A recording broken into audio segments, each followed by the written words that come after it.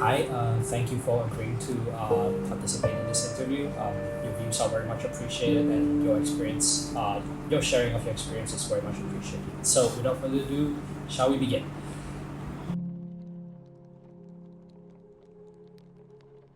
I think the first time the actual thought of suicide actually crossed my mind was when I was maybe 18. I was feeling very lonely, and I also felt like I hated the direction that my life had taken, or the way that I had grown, or the way things had been up until that point. Well, it's difficult to pinpoint it on one specific event. It's probably just a combination of the buildup of everything that happened over the years until that point and onwards. Because I was suicidal. I started being suicidal at 18, but I was depressed for many years after that.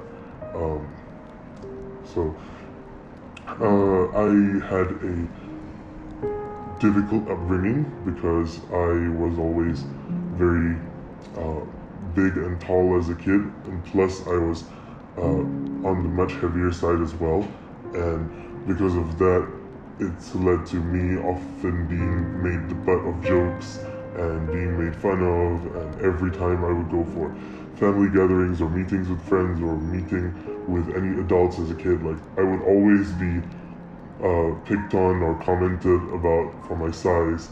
Um, it became there were times when my size became difficult, like when I was going for a religious trip with my mom, and they had to separate me into the men's dormitory because even though I was under the age requirement for little boys who wanted to, sleep with their mothers in the dormitory, I had to be put into the men's dorm because I was physically bigger and everyone thought that I was older than I actually was. Um, there was also um, a lot of difficulty with not fitting in because of my weight, plus not liking sports or any form of physical activity, not being able to wear clothes that I see in clothes stores, not being able to find clothes in my size.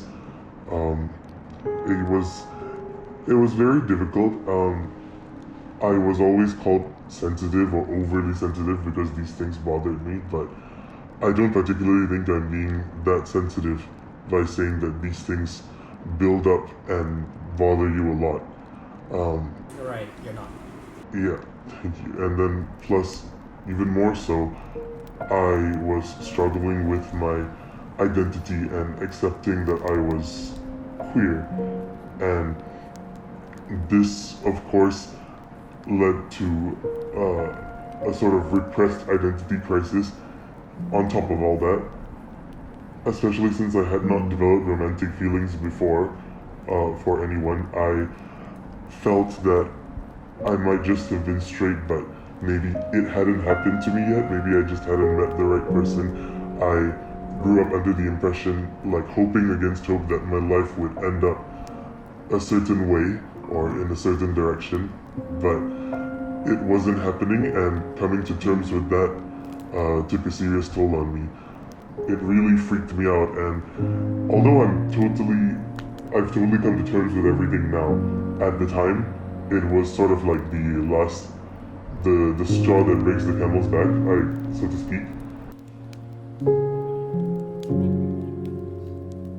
No, I have not.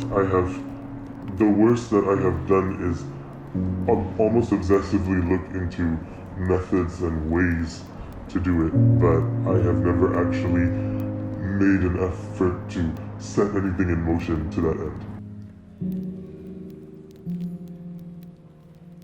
It was a lot of things. I started going for therapy and getting psychiatric and uh, counseling help, and that has helped a lot.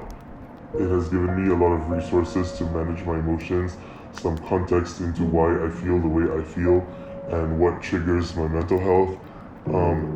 And plus, in my life in general, I have grown more and become more emotionally mature and more able to come to terms with things and see the world for what it really is. I really think that the main thing that did help me, if I'm being very honest, is the antidepressants, because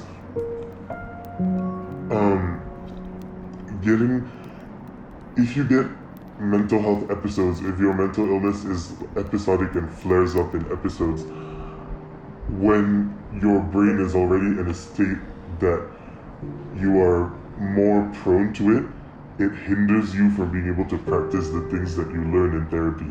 So when the antidepressants started working and I was no longer always mentally at that emotional level, I was able to put into practice better what I learned in therapy, and that really, really helped. But it took a long time to get there. I tried maybe 5 different types of antidepressants for almost a whole year before I actually even started noticing any change.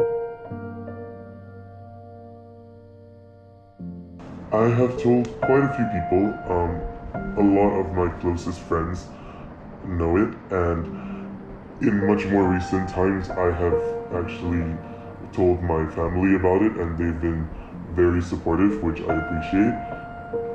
And since then, I'm happy to say that the therapy and the counseling was working to the point that I did a depression assessment in counseling, and the score showed that I was no longer depressed, so I was released from counseling and I no longer need counseling. I'm still on my antidepressants, but I'm really in a much better place now.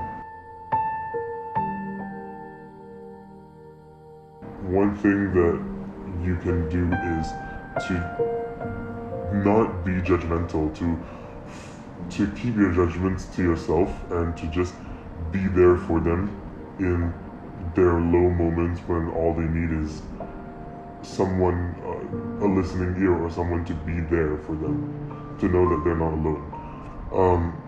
I would say to just not make any judgments and focus on being there for the person.